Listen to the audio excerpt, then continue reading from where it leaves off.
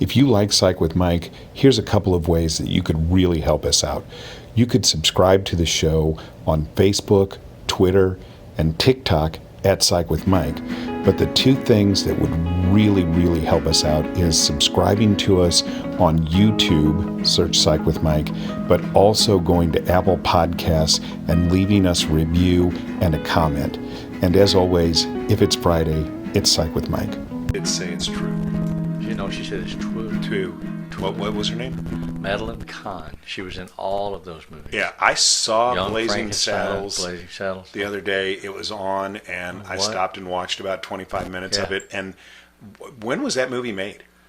Oh, 68, 69. Yeah. And you watch it today, and it is just as funny as the day it was in the movie theaters. My best friend from high school and college and I went to see that movie when it came out in Little Rock. And we sat through it twice because the first time through we couldn't hear all the punchlines. People were laughing so hard. So we moved closer to the speakers and listened more attentively the second time. But we watched it twice in a row, which I've never done. Yeah. Well, because there's just so much. Subsequently, I've watched it any number of times. It's a great movie. Yeah. So welcome into the Psych with Mike Library. This is Dr. Michael Mahan. I'm here with Mr. Brett Newcomb. Good morning. We're talking Blazing Saddles. Blazing Saddles. For those who are uninitiated. Deeply offensive humor for many. You know, I don't think you could make a movie like that today. Actually, Mel Brooks says he couldn't make any of his movies Airplane, today. Today's client, or climate. Spaceballs. Yeah, not acceptable. Yeah, but even Airplane, which I don't think was a Mel Brooks No, it wasn't a movie. Mel Brooks. But you could never make that movie today. Yeah. High Anxiety. Looks like Blazing I picked the Saddles, wrong day to stop Young sniffing Frankenstein. glue. Yeah. Young Frankenstein. Yeah, I mean, you couldn't make any of those movies today. No. Yeah, so I don't know if that's a good thing or a bad thing. It doesn't seem like a good thing. It's a thing. You know, people change, life changes, concerns change. You have to adapt. You have to evolve. You have to grow. You have to survive. And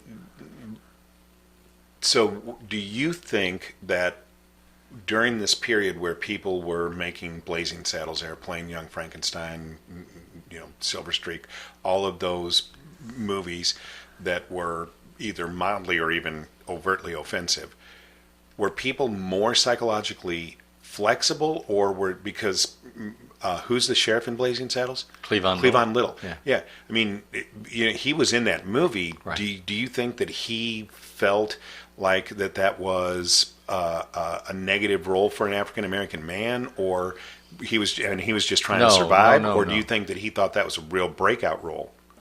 I think he thought it was a breakout role. I think it would have been for his career if he hadn't died. Yeah. But I think that it comes down to your discussion, a discussion about comedy and what is comedy. Freud says that humor comes out of our aggressive instincts, and there's always an element of aggression in a joke, somewhere, somebody, some side.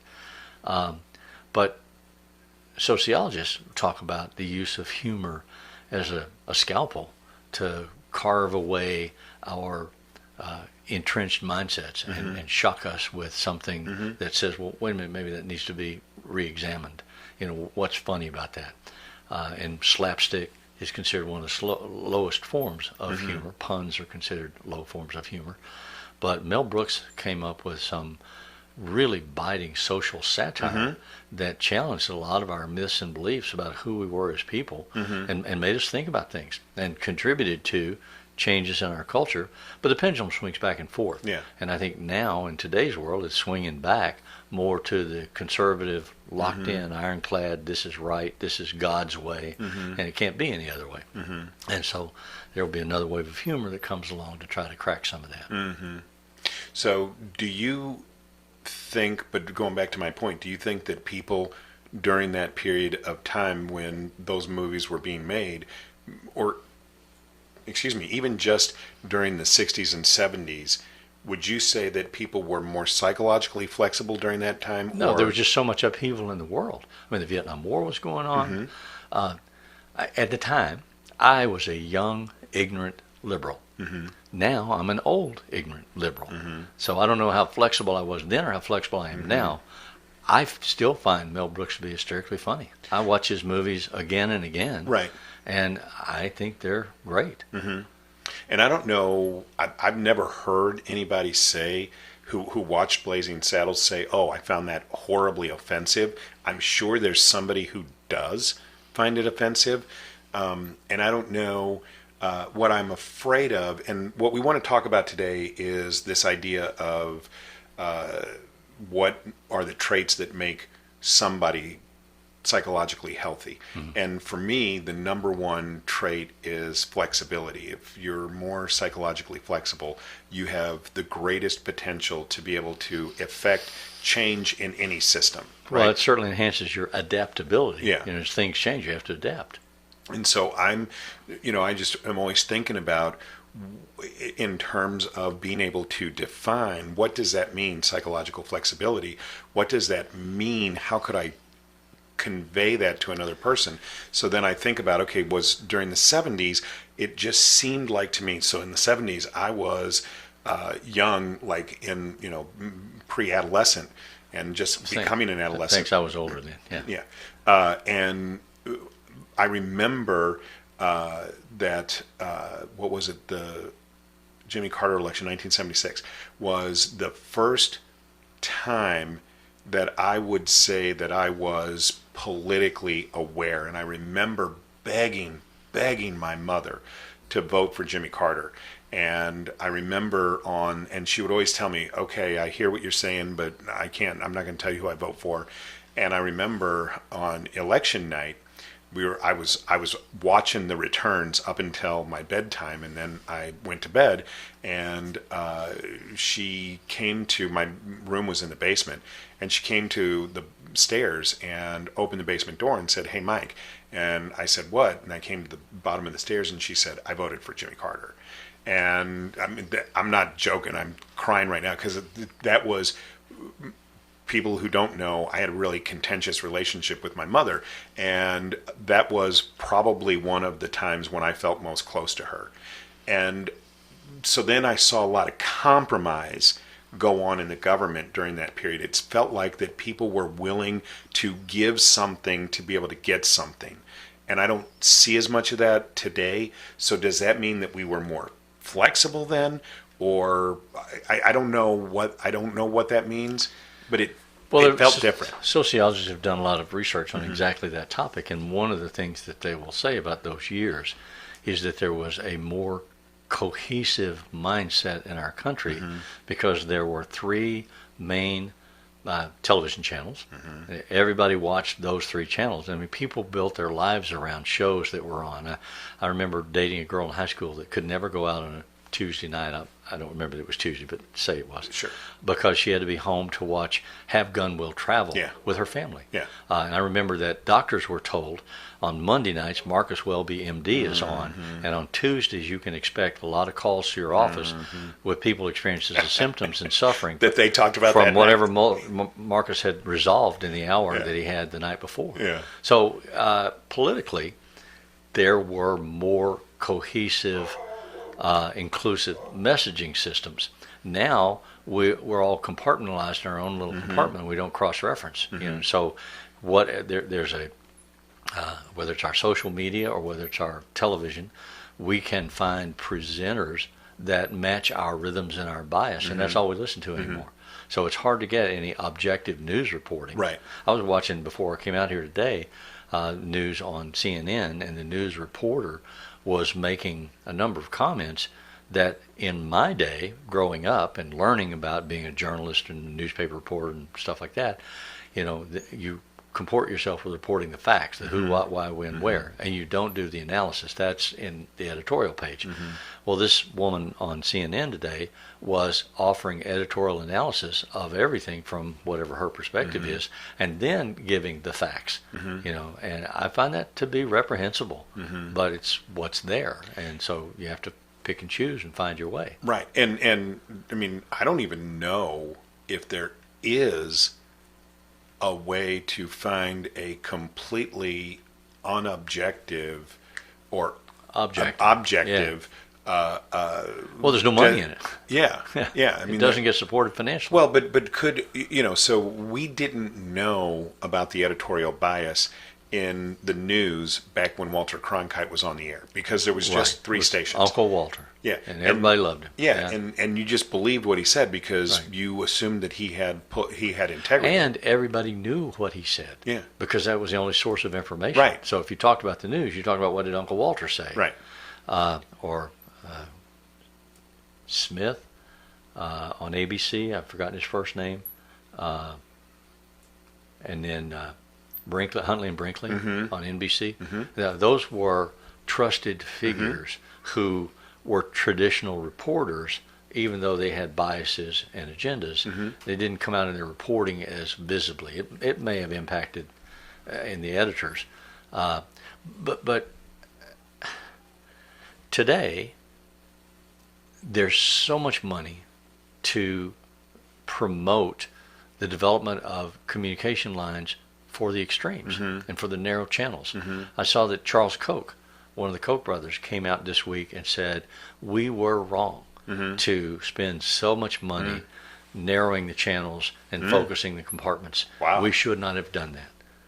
Which, Did he have a stroke? well, he's in his 80s. His brother died last year. No, I know his brother So, died. Yeah, but so you think he's having a life review? I think he's having an epiphany. Wow. Yeah. Because that's pretty amazing. But you know, the one thing that I do believe during that period in the 60s and 70s. So first off, let me just say, I recognize that was the pinnacle of power of old white men. I get it. And as two old white men sitting here, We long for the days. We may lose credibility with some people, but we try and be objective. We genuinely try, you and I, to be objective. Some of my best friends are Republicans, but I wouldn't want my daughter to marry one. And back in the 60s That's a and 70s. takeoff on an old racist Yes, joke. I know. Yeah. Back in the 60s and 70s, people printed retractions or gave you retractions on the air. Like if somebody could prove that a fact that they delivered was wrong, Yeah. they corrected the record. Right. And people don't do that But today. they correct it on the small print in the back page of the paper, not on the headline. Where I they understand. present. Yeah. I understand. But they still did do it. But You can they- find it. Right. Yeah. And I'm just saying they did that. People don't do that today. There is no either real or even perceived consequence for just saying whatever you want as an opinion but presenting it as a fact today. That to me seems like it's different. Even though the old white guys were in charge back then, and even though I understand that there may have been editorial bias that was inherent in just the production and none of us knew because there were only the 3 stations. I get all that. I'm not oblivious to the psychology, but there was a difference. People worried about giving you facts that could be proven. And we don't worry about that today. And there was some agreement. I mean, I remember having classes in high school where we were given articles to read, short stories to read, essays to read, and we had to go through and identify which of the component elements in the story were factual and which were opinions. And so you had to learn the difference between a fact and an opinion. And for the purposes of the assignment, the opinions didn't matter what they were. You just had to be able to identify them. Right. That's just an opinion. And So you use loaded words. Right. And I think that when you have the responsibility to get it right and that you have to acknowledge when it's wrong, that makes you more psychologically flexible than when you can just say anything that you want to without any repercussions whatsoever. Would you agree with that? Yes. Yeah. Yeah. And so I think that is a part of what, if anybody is looking to enhance your psychological flexibility, what you want to do is expose yourself to opinions that may not be the ones that you hold closely. Yeah, the psychological flexibility is an important concept. I mean, you have to be able to land on your feet like a cat. And if you don't land on your feet, then you have to be able to get back up on your feet if you want to survive. Those that adapt survive. Or as Benjamin Franklin said, moderation in all things except moderation.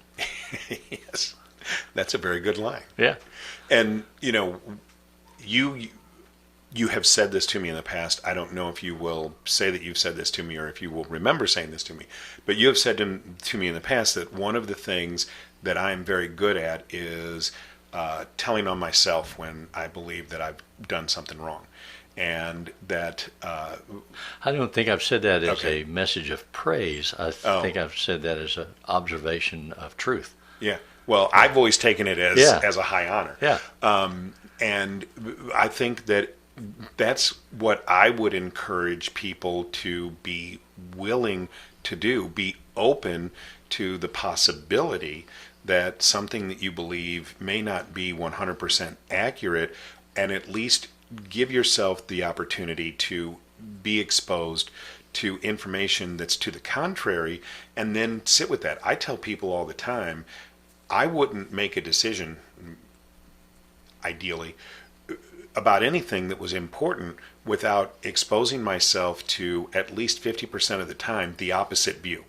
If you expose yourself to the opposite view and you still believe what you believe, then you know that that's an actual belief. If you expose yourself to the opposite view and you start saying to yourself, oh, well, maybe that makes sense, then that belief is not So the very question fixed. is, have you been propagandized? Exactly. Yeah. Yeah. Yeah. Yeah. And I think that that would really benefit us today in both terms of our political views, but also in terms of our medical views as associated with the pandemic. I remember when I was teaching high school years ago that we had a number of workshops, and I even took a course at the university in how to teach critical thinking. And it's a real challenge to get people to think critically or objectively on an evidentiary basis, and tone down the voice of opinion or prejudice in their heads. So my daughter is a medical student and is a part of the AMA, and so we get the Journal of the American Medical Association, because when she joined the AMA, she lived here. She doesn't live with me anymore, but and so I still get the That's kind of like the NRA for doctors. Sure. Yeah. Yeah. Well, hopefully it's a little bit more credible than the NRA. But but the point being that yesterday on Thanksgiving, so we're taping this day after Thanksgiving, but I was reading the latest issue of JAMA, and specifically their COVID information. And the one of the articles was talking about how are we going to know vaccines are good for us, because there's so many people who are looking at this and saying, maybe I don't want to take a coronavirus vaccine. And one of Or the any things, vaccine. or any you vaccine. have this huge Right, group of right. anti-vaxxers in Yeah. the United States. And one of the things that they had talked about was, not only does the CDC have to give it this tacit approval, which is the emergency use authorization, but also there has to be an independent body of individuals that review that information and agree. Right.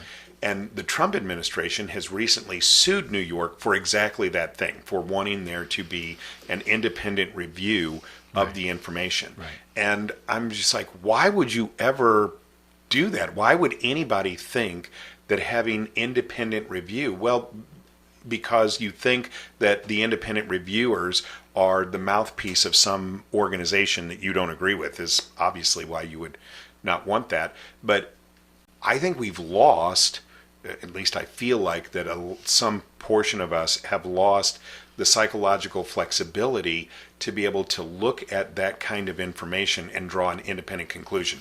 We've become very dependent on listening to either Fox News or MSNBC and having them tell us what our opinion is, and then we just regurgitate it over and over and over again.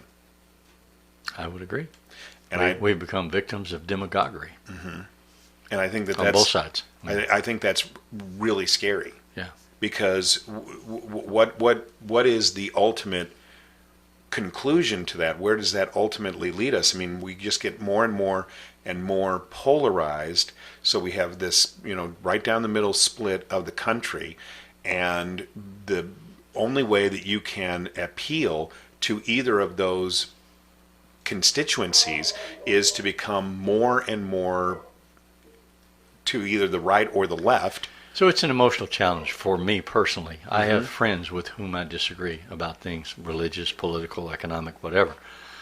Luckily, I'm not one of them. I work to retain my respect and my balance of saying this person is my friend, and I know that these are good people, good people. We just disagree.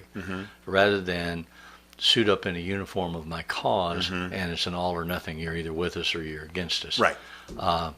But it's a challenge, somewhat, because it also anticipates that they will do similar things, and they don't always, which is very disappointing. But I still try to. And we had recently done a show on people who had felt that the polarization of the political realm was impacting or did impact their relationships, either their parental relationships, sibling relationships, or even marital relationships. So what do you think gives you the flexibility to be able to hold in your mind, these are good people. I know these are good people, even though they may be promoting an extreme agenda that I disagree with. Right. How do you have the psychological flexibility to do that?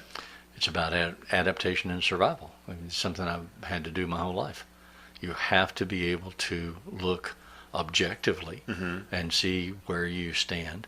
It's like, remember the movie Little Big Man? And Chief Dan George played the old Indian chief, and his big line in the movie was, "It's a good day to die, and on this hill I will die." And it was a tradition in the Indian tribes that when a warrior got too old to contribute to the tribe anymore, he would stick a stake in the ground in a battle, which signaled both sides, I expect to die today. Because generally the Indians didn't really kill each other in these battles. They just counted coup. They'd run up and tap you with a stick, and if you're armed and you're the enemy, then that gives me the reputation for incredible courage and skill. But that sign of the lance stuck in the ground and a rope tied to your leg says, I can't leave this spot. And so then it's an indication, don't count coup, kill me. So I think that's a rigid place that I don't know that I want to get to.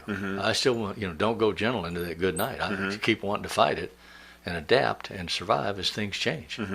So, and yes, obviously rigidity is the opposite of flexibility, but what do you think gives somebody that ability? I mean, I understand adaptation, but I think there would be a lot of people who would say, well, I grew up in a rough surrounding and I'm very rigid.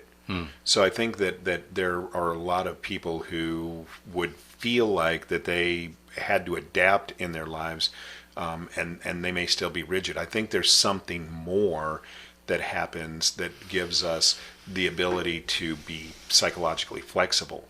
So one of the things that I think does that is the ability to resolve our own intellectual conflict, which may be what you mean by adaptation. So my definition of anxiety is based on cognitive dissonance, so the inability for the human mind to comfortably hold two conflicting thoughts. So anytime you have two conflicting thoughts, when those conflicting thoughts rub against each other, the energy that creates is what we experience as anxiety. And when we refuse to pick a side and live with the consequences, we condemn ourselves to living in perpetual anxiety, right?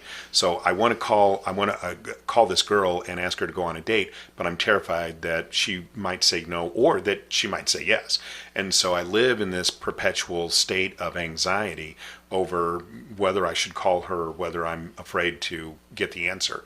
And I think that that's where we are today, is that people don't have the ability to resolve these things for themselves. So it's easier to just pick a side and let the side tell you what you think than it is for you to come up with your own ideals.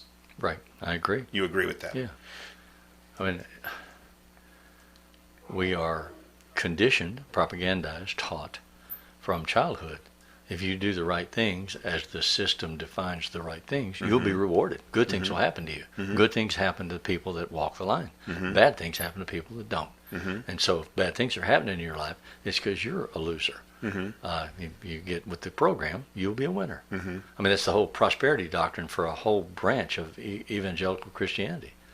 And the Pilgrims used to believe the same thing, that the chosen of God would be known because of their success and their wealth. And that the clear message there is, obviously, they're on the side of the angels. The angels are taking care of them. And if you're poor, if you're destitute, if things aren't going well for you, you need to get right with God. And then things will go well for you. So that's why they could come to the New World and through manifest destiny just displace the current population. Kill off the Indians, yeah. Right, because if the Indians had gotten right with God, then they would also gain favor. Well, they also believed that God had chosen the white man as opposed to the Indians. And, I mean, there's a lot of complexities that we don't need to talk about. But the point is that they weren't very psychologically flexible. Yeah. They didn't try No, and they were find not at all. ways Yeah. of being able to compromise with the Native Americans and to try and live in harmony, maybe even learn something from them, which is ironic because, right, the original colonists could not have survived without the Indians. kindness of the Indians. Remember Squanto? Right. Yeah. So it seems awfully ironic. So I had sent you this article, and they had listed their 4 top qualities of psychological health. And so I just wanted to throw those out there Sure. and see. So openness to feelings, positive emotions, straightforwardness, and decreased neuroticism were their 4. And to me, I think that is exactly what I'm talking about when I'm talking about psychological flexibility. Well, and that, again, we have an ongoing discussion. You try to identify and label all these things, and I just try to ride the waves. I think this is an article from Psychology Today, and they list 30 different behavioral traits in descending order. And they say the more of these you have, then the more flexible and adaptive you're going to be. I think the message overall is you have to learn to face reality and accept and learn and grow if you're going to survive. So, And let's assume for the sake of argument that somebody says, oh, maybe I'm not as good at this as I want to be. All of those things. Well, I that would you say just that about said. a lot of things. Absolutely. So then how would you encourage somebody? Keep trying. So, but what would they do? See, to me, what I would say is if you really want to increase your psychological flexibility, then what you want to do is to induce cognitive dissonance into yourself and then resolve it. So I think about Albert Ellis. He used to work with people that would have those negative scripts.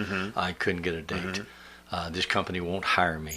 I couldn't get into that college. And he would say, have you applied? You know, have you written a letter and asked for the job? Have you asked a girl out? And of course, they always say, oh no, you know, that girl wouldn't go out with me. He says, you don't know that until you experiment with it. Go ask her out, see what happens. If she says no, then move on. But if she says yes, go out with her and see what happens. Right. Well, she wouldn't have a good time. Well, you haven't asked her out yet. You know, I mean, just keep working, work the piece that's in front of you with the tools that you have. I am in conversations with somebody that says somewhat regularly, I don't think I can get a job in this economy that's different from the job that I have. And I keep saying, well, you know, what job do you want? Well, I don't know what job I want.